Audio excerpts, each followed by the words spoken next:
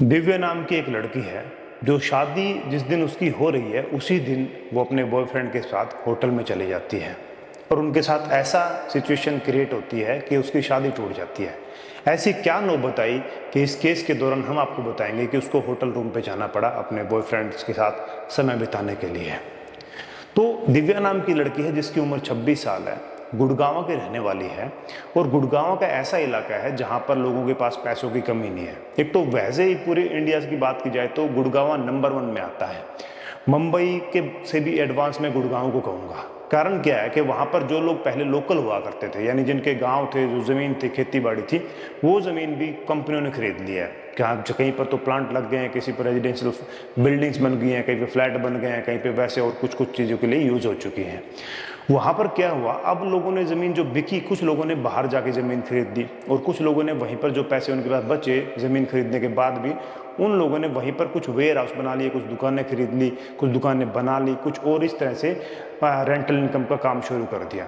तो जहाँ पर लाखों रुपए रेंटल इनकम आती है, कहीं पर 5 लाख रुपए, किसी के पास 10 लाख रुपए, किसी के पास 20 लाख रुपए, और ज़्यादा समझदार थे वहाँ करोड़ों रुपए रेंटल इनकम के तौर पे आते हैं। तो जब इतने ज़्यादा पैसे लोगों के पास आते हैं तो वो इन्वेस्ट कहाँ करेंगे? सिर्फ और सिर्फ ज़िंदगी जीने में उसको यूज़ किए जाएंगे और उसके बाद आदमी के अंदर बहुत सारे ऐब शुरू हो जाते हैं। तो गुड़गांव में समझो कि सभी लोगों के पास बहुत सारे पैसे हैं और वहाँ के लोग काम नहीं करते हैं। जैसे शाम होती है, लड़के हो चाहे लड़कियां हो, मैक्सिमम पब में, क्लब में चले जाते हैं और मौज मस्ती करते हैं और रात को 2 3 4 बजे सुबह आके वापस लौटते हैं।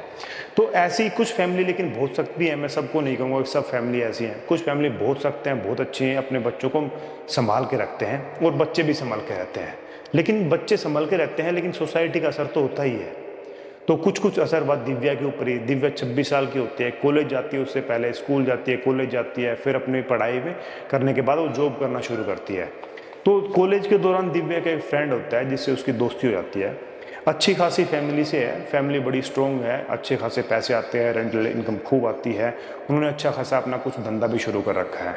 उनके दादाजी भी वहीं रहते हैं, पिताजी भी रहते हैं। पिताजी 3 भाई हैं जिनकी रेंटल इनकम आती है। कुछ उन्होंने वेयर हाउस का काम कर रखा है और अपना खुद का कुछ ट्रेडिंग का काम भी कर रहे हैं। उसके भाई भी हैं छोटे, और चाचा और ताऊ हैं, उनके भी बच्चे हैं, उनकी भी शादियां हो रही हैं, कुछ कुंवारे भी हैं।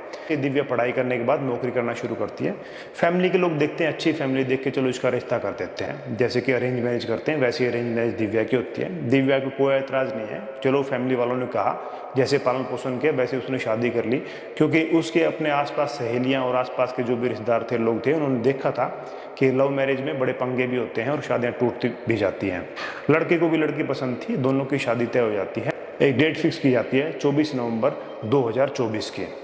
दिव्या खुश होती है, शादी की तैयारी चल रही है, सब रिश्तेदार आए हुए हैं, कार्ड वार्ड बट चुके हैं। और जिस दिन शादी की डेट होती है 24 नवंबर को, उसी दिन जब वो मेकअप के लिए जाती है, क्योंकि मेकअप वेकअप कराने के लिए लड़कियां आजकल बाहर जाती हैं, खास करके गुड़गांव जैसे इलाकों में तो इतना पोश इलाका वैसे है, इतने सारे पैसे लोगों के पास में, तो लाखों में मेकअप होता है। तो उसके ऊपर पूरी फैमिली ने वैसे खूब पैसे खर्च करना चाहा, चलो अच्छी शादी करते हैं, अच्छे पैसे खर्च करते हैं, तो पूरी छूट दी दिव्या को, ठीक है खर्च करवा आराम से। तो दिव्या, उसकी 2 सहेलियां साथ में जाते हैं जो उसके साथ अपना जॉब करती हैं, और दिव्या अपने फ्रेंड के टच में रहती है इस दौरान। जो उसका कॉलेज का फ्रेंड था, राहुल नाम का, क्लासमेट रहा था, सेम उम्र 26 साल उसकी है, और वो भी बीपीओ में काम करता है, लेकिन दोनों अलग अलग बीपीओ में काम करते हैं।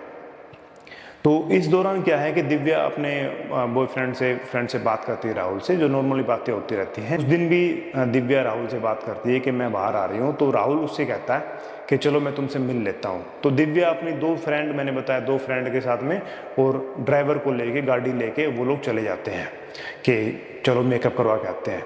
मेकअप करवाने पहुँचते हैं, वहीं पर मेकअप जहाँ होता है उसका, वहीं पर राहुल पहुँच जाता है उससे मिलने के लिए, क्योंकि दिव्या राहुल को बता देती है कि मैं वहीं पर आ रही हूँ। तो दोनों मिलते हैं। राहुल थोड़ा समझाता है उसको कि कोई, अब तेरी शादी होने वाली है, आज तेरी आखिरी दिन है, आज शादी हो जाएगी और रात की शादी है और अभी शाम के 6 बजे हैं, तो चलो कोई नहीं, एक रात कुछ समय मेरे साथ बिता लो। तो दिव्या मना करती है, लेकिन वो फिर भी कहीं ना कहीं उसके मन में थोड़ी इच्छा दबी रह जाती है।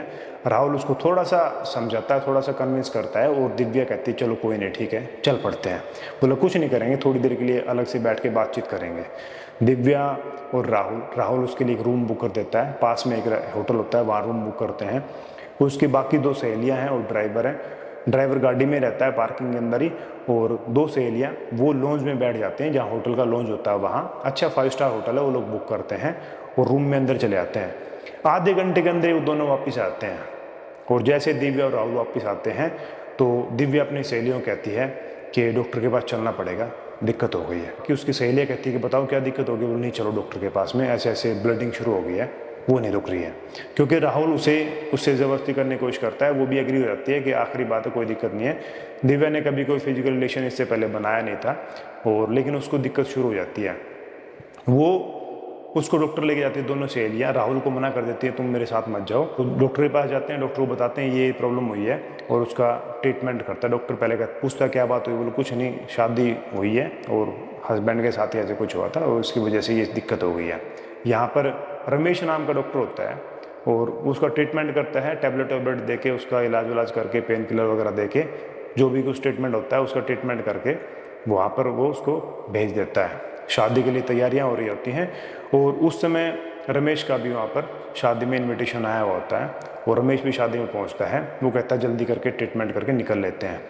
तो अब दिव्या शादी के लिए तैयार हो जाती है, रात के 11 बजे हैं, और माला डालने के लिए जैसे ही वहाँ पर दिव्या स्टेज के ऊपर आती है, रमेश और जिससे दिव्या की शादी होने वाली है, पुनीत नाम का लड़का, वो दोनों फ्रेंड होते हैं। वो उसको कहता है कि यार इस लड़की को तो मैंने देखा है।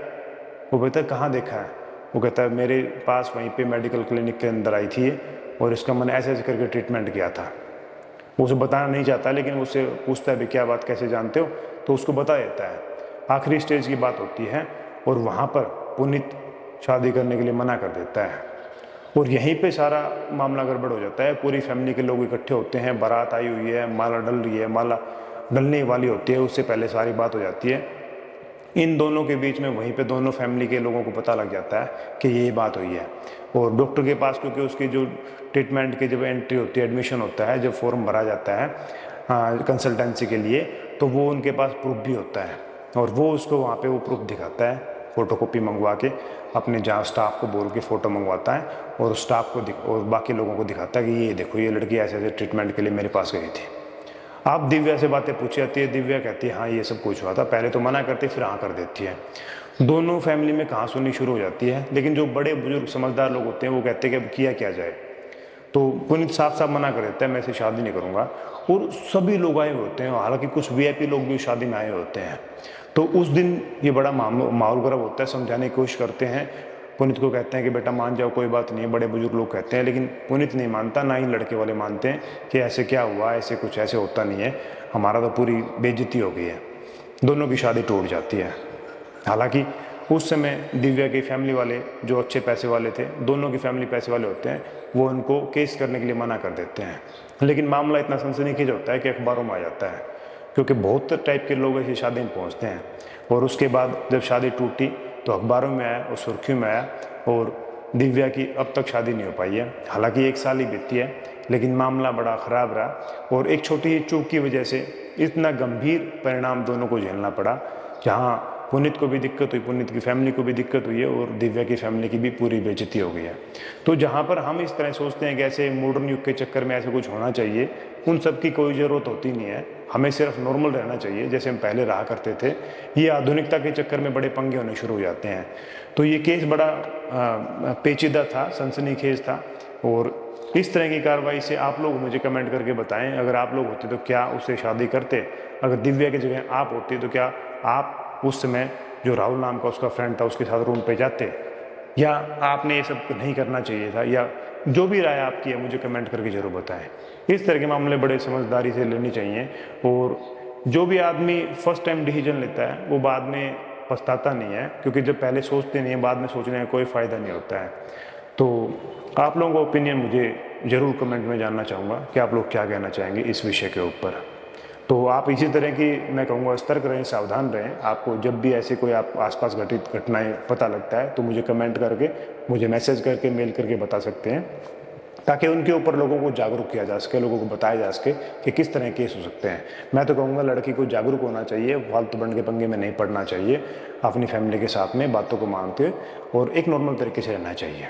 Thank you very much.